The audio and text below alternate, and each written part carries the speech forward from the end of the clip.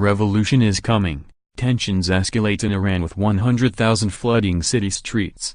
Iran is on the brink of revolution as tensions escalate with thousands flooding city streets and chanting death to the dictator. Protests erupted last week ahead of renewed U.S. sanctions which came into force on Monday aiming to stop Iran's oil exports. Videos shared online showed furious Iranians burning tires and setting fire to police vehicles as demonstrations spun out of control. The protests have continued this week as Iranians, suffering high inflation and a currency crisis, demand a change from the hardline Muslim regime. One expert told Mail Online today that these protests are unprecedented and Iran is on the edge of revolution. Hanif Jazairi, of the National Council of Resistance of Iran said, "We had protests in 2009 but these are different because people are calling for the death of the president and the supreme leader. They have broken a lot of taboos. The demonstrations are not just over economic issues but very quickly turned political due to the regime's repression of the Iranian people with regard to women's rights, freedom of speech and other basic freedoms. The chants are directed at the entirety of the regime and protesters are demanding regime change." He added, "The rial has lost 99% of its value and people know the regime will not have a better situation to offer the people because of the new sanctions from the U.S.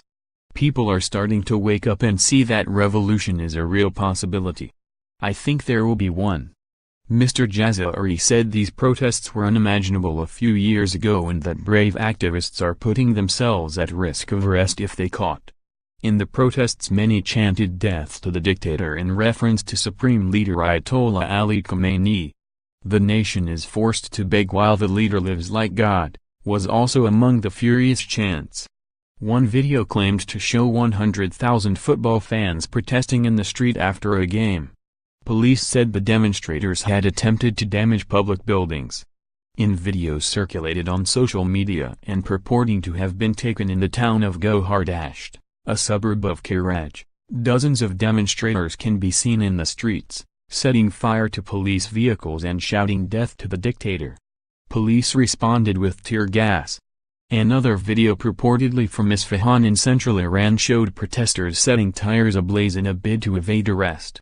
Scattered protests of a few hundred people were reported by state news agencies on Thursday, which police had brought under control. About 100 people took to the streets in the northern city of Sari, as well as unspecified numbers in the cities of Shiraz, Ahvaz and Mashhad, Ernest said. Videos posted on social media have shown days of demonstrations in Isfahan and minor protests in the capital on Thursday night. So far, they have not been on the scale of the violent unrest that gripped dozens of towns and cities in December and January. Maryam Rajavi, president-elect of the National Council of Resistance of Iran, has said that Iran's economy will not recover until the regime is toppled. According to the NCR, the Iranian regime spent billions funding war in Syria and conflicts across the Middle East, as well as funding terrorism and supporting proxy groups that carry out criminal activities on its behalf. Iranians are hunkering down for the return of U.S. sanctions with a run on gold and hard currency as they scramble to protect their savings, and sporadic protests over the already troubled economy. Many wealthy Iranians are leaving the country, while others have been gripped by a bunker mentality, stocking up on provisions, dollars and gold in order to ride out the storm. Customers were cheek to jowl in the narrow alleys of Tehran's Grand Bazaar this week.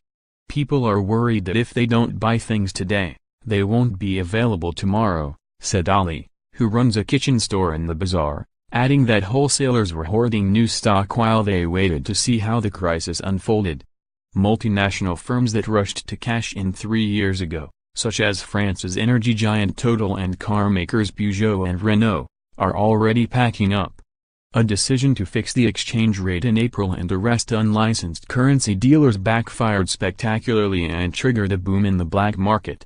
The U.S. walked out of the 2015 nuclear deal in May and is bringing back maximum pressure sanctions for most sectors on August 6, and the energy sector on November 4.